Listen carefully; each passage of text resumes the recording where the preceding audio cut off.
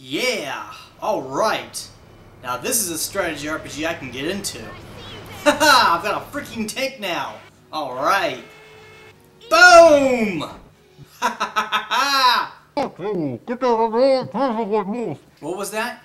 You can't take the tape off because you don't have any hands?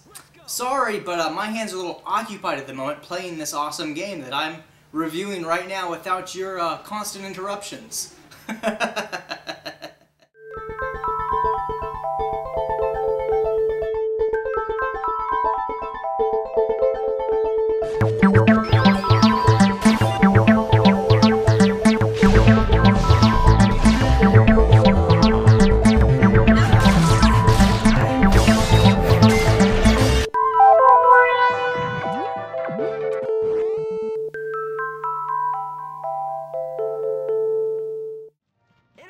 Valkyria Chronicles 2 is somewhat of a military academy sim, having your character attend classes and complete training missions. Therefore, Valkyria Chronicles 2 is a strategy RPG with visual novel elements. The basic plot premise of the game is that the game's universe takes place in a fantasy steampunk version of World War I era Europe. The hero, Ivan Hardings, enrolls at Landseal Military Academy to discover the truth about his brother's recent death. Along the way, he ends up fighting a rebel army that is trying to take over the country. Ivan's classmates fight alongside him in various missions, and each classmate belongs to a specific character class, though Ivan can be any character class. You level up classes by spending experience points, and thankfully leveling up a class applies to all characters with that class. For example, you don't have to individually level up all your scouts, just the scout job. However, you do have to individually change the subclass of your units, and in order to do so, those units need to acquire items by fighting a lot in battles. This means you can spend a lot of time grinding if you want to upgrade many of your units rather than just a few. The game also has a lot of little subsystems, like morale.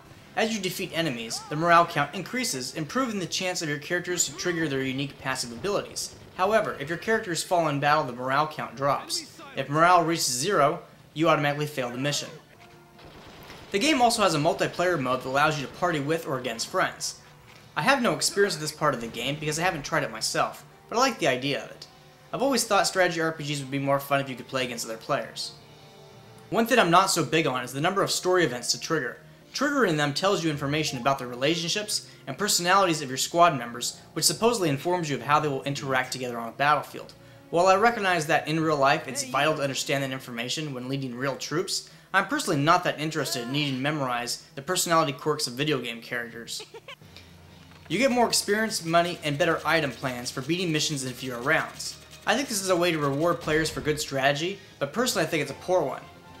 Rewarding players for clearing missions in fewer rounds encourages the player to power level their squad and overgear them for missions. I think it requires more strategy to clear missions when your squad is weaker. This isn't a huge deal, it's just an element of the game mechanics I disagree with. Also on the negative side, I found a lot of the mission level layouts to be too repetitive for my taste. I do understand that the concept is many of your missions are training exercises in the one facility at your school, but I don't know. This is a video game. Just because real-life military academies have to use the same layout for their mock battles, doesn't mean the game has to.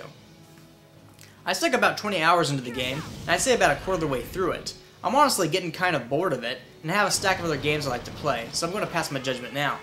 Valkyria Chronicles 2 is a game meant for hardcore strategy RPG fans who also like visual novels. I enjoyed what I played, for the most part, but the battle gameplay being interrupted by slice-of-life high school cutscenes kinda got on my nerves, as did the repetitive mission design. Your own mileage may vary.